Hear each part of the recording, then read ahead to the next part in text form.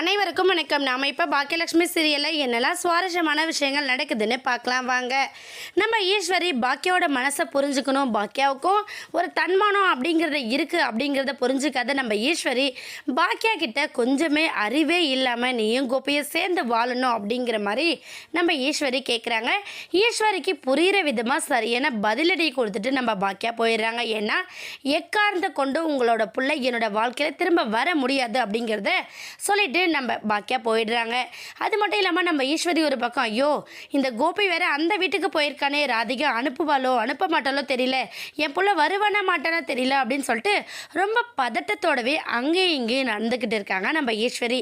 அந்த டைமில் நம்ம கோபி ராதிகாவை சமாதானப்படுத்தி மையோட நேராக கிளம்பி நம்ம பாக்கியா வீட்டுக்கு வராரு.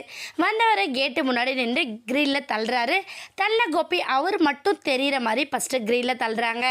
இந்த சத்தத்தை கேட்டதுமே நம்ம இனியா, ஈஸ்வரி, செலியன்னு 3 பேரும் டேடி வந்துட்டாரு அப்படிங்கிற ஒரு சந்தோஷத்தோட வெளியே வர, கோபியை பார்த்ததுமே பாத்தியா இனியா, நான் தான் என் பிள்ளை என்னை விட்டு அங்கே இருக்க மாட்டான், வந்துடுவான்னு நான் சொன்னேன், அதே போல் கோபி வந்துட்டான் பாரு அப்படின்னு சொல்கிறாங்க. கோபியும் ஆமாம்மா, கண்டிப்பாக உங்கள் பிள்ளை உங்களை விட்டு எங்கேயுமே போக மாட்டேன், உங்களுக்கு ப்ராமிஸ் பண்ணி கொடுத்த மாதிரி எப்போவுமே நான் இங்கே தான் இருப்பேன் அப்படிங்கிற மாதிரி நம்ம ஈஸ்வரிக்கு ஃபேவராக சொல்கிறாங்க. சொன்னது மட்டும் இல்லாமல் நம்ம ஈஸ்வரி சரி ஏன் கோபி அங்கே நிற்கிறவா உள்ள அப்படின்னு சொல்கிறாங்க.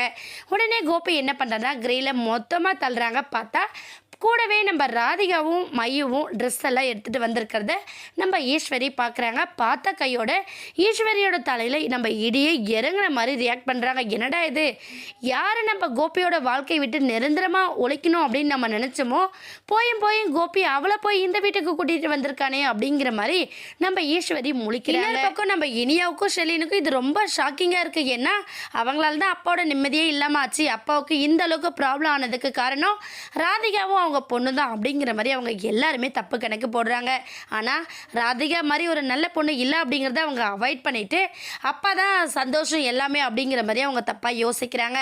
இப்போ கோபியோட ராதிகாவெல்லாம் பார்த்ததுமே என்ன சொல்கிறதுன்னு தெரியுமா, நம்ம ஈஸ்வரி கோபி உன்னை மட்டும்தானே வர சொன்னேன், அவள் எதுக்கு இந்த வீட்டுக்கு வந்திருக்கா, இவளுக்கும் இந்த வீட்டுக்கு என்ன சம்மதம் இருக்குது அப்படிங்கிற மாதிரி நம்ம கோபிக்கிட்ட ஆர்கியூ பண்ண. கோபி வந்து அம்மா எதுவாக இருந்தாலும் அப்புறம் பேசி தீர்த்துக்கலாம், உங்களுக்கு என்ன, நான் சந்தோஷமாக நல்லபடியாக உங்களோட எப்போவுமே இருக்கணும்னு நீங்கள் ஆசைப்பட்றீங்களே, ஆனால் அதுக்காக என்னோட மனைவி ராதிகாவையும் என் பொண்ணு மையவையும் விட்டுட்டு இங்கே சந்தோஷமாக எப்படிமா என்னால் இருக்க முடியும், அவங்க என் கூட இருந்தால் தான் எனக்கு சந்தோஷம், அதனால் அவங்க இங்கேயே இருக்கட்டும் அப்படின்னு சொல்லிட்டு நம்ம கோபி ராதிகாவை உள்ளே கூட்டிகிட்டு போகிறாங்க.